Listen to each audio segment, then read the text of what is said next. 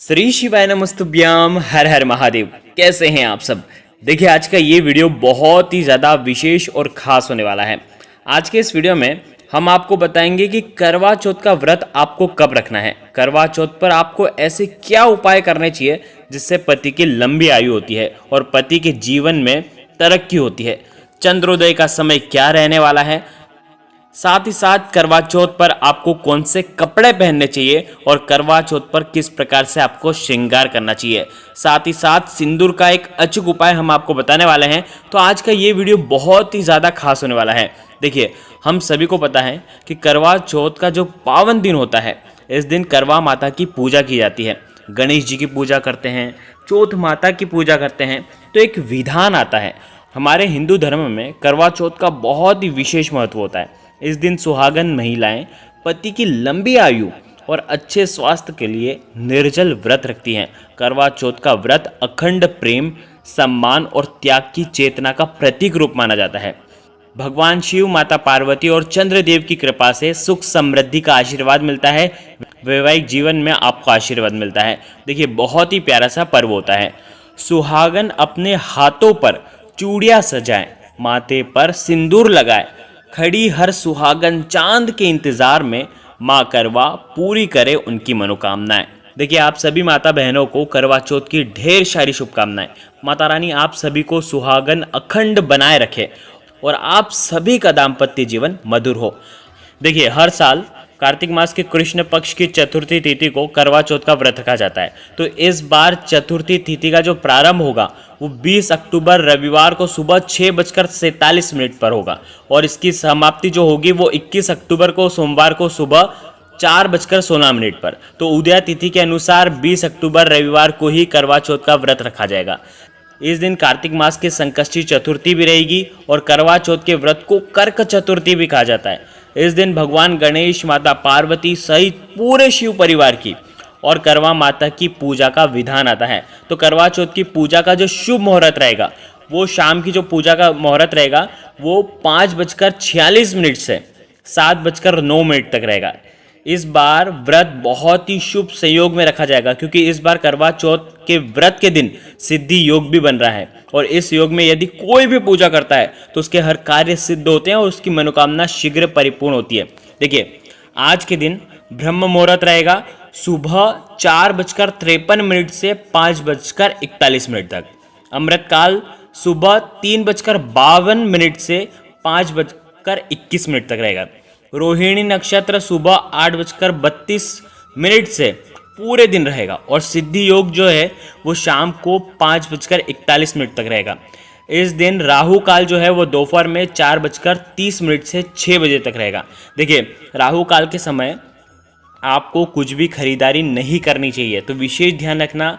देखिए, करवा चौथ के व्रत में सरगी भी ग्रहण की जाती है, जिससे एक प्रकार का नाश्ता कहते हैं आपको करना होता है, ताकि आपको दिन भर निर्जल व्रत रखना रहता है तो आपको ताकत मिल सके। तो ऐसे में सरगी सुबह अंधेरे अंधेरे में ही ग्रहण की जाती है और ब्रह्म मुहूर्त के आसपास, यानी कि लगभग आप सरगी ग्रहण कब करोगे, सुबह 3:30 बजे से लेकर के सुबह 4:50 के आसपास आपको सरगी ग्रहण कर लेनी है।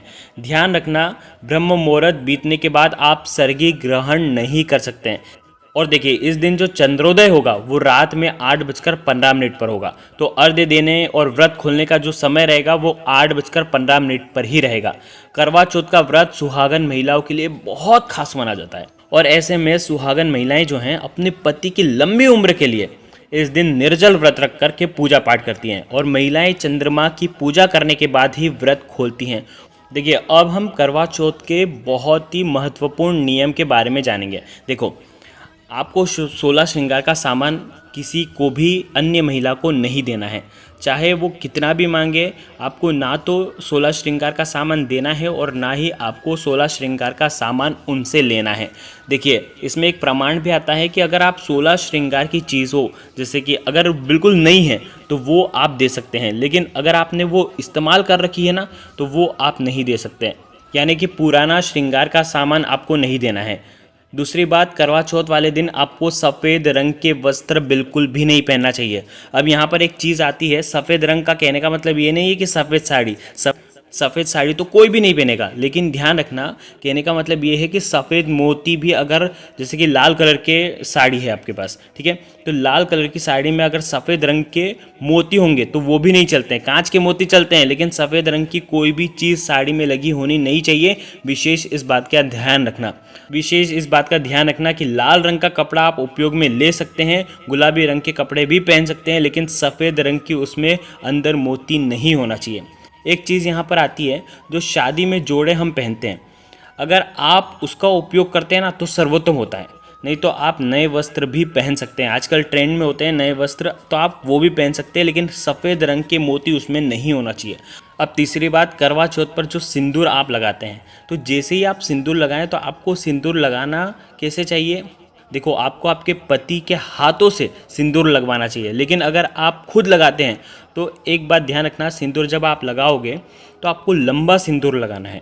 लंबा सिंदूर लंबी आयु का प्रतीक माना जाता है। पति की इससे लंबी आयु होती है तो आयु में वृद्धि होती है, तो पति के जीवन में कोई भी संकट आता है तो वो संकट भी दूर हो जाता है। तो इस बात का भी आपको ध्यान रखना है। लाल कलर का जो सिंदूर आप लगाओगे माथे पर, जब आप सिंदूर लगाओगे तो माता गौरा का आपको नाम लेना है, माता पार्वती का आपको मन ही मन में स्मरण करना है। जो भी माताएं बहनें इस प्रकार से अगर सिंदूर लगाती हैं तो सुहाग बना रहता है। देखिए, ये हो गई 3 विशेष बातें। अब आपको करवा चौथ वाले दिन आपको कौन सा महा उपाय करना है? देखिए, उपाय के लिए आपको क्या करना है, ये उपाय आप सुबह से लेकर के शाम तक जब आपकी इच्छा हो तब आप ये उपाय कर सकते हैं।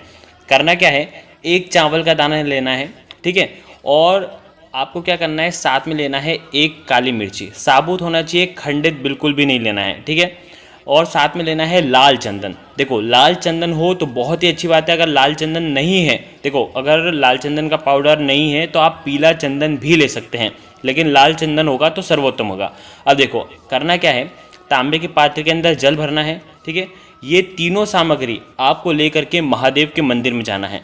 अब आप क्या करेंगे, काली मिर्ची जो है ये नज़र, कष्ट, संकट को दूर करती है। आपके पति को वैवाहिक जीवन में अगर कोई भी परेशानी आ रही है, अगर बार बार नज़र लग जाती है, कष्ट है, परेशानियां बहुत ज़्यादा आ रही हैं, या वैवाहिक जीवन में भी बहुत ज़्यादा कठिनाइयाँ आ रही हैं, तो वो सब दूर हो जाएगी।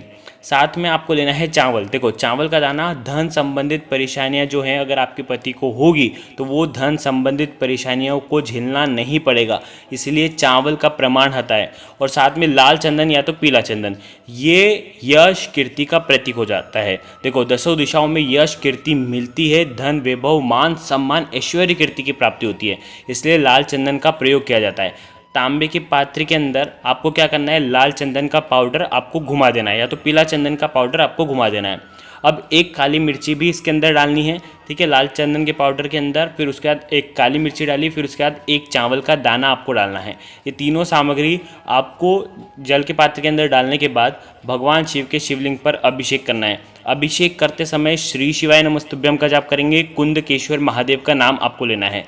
वैवाहिक जीवन में किसी भी प्रकार की समस्या हो, रोग संबंधित कोई परेशानियां हो, पति को रोग है, पत्नी को रोग है, या किसी को भी कोई भी परेशानियां हैं, तो वो सब दूर होने वाली है। ये देखिए, ये जो उपाय है ऐसा कुछ नहीं है कि पत्नियां ही करेगी, सुहागन स्त्रियां ही करेगी, ये पति भी ये उपाय कर सकते हैं। बहुत ही खास और प्यारा सा उपाय है कुंदकेश्वर महादेव का, रोग मुक्ति का उपाय, संकट दूर करने का महा उपाय।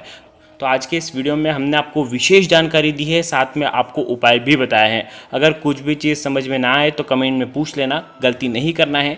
श्री शिवाय नमस्तुभ्यम। हर हर महादेव।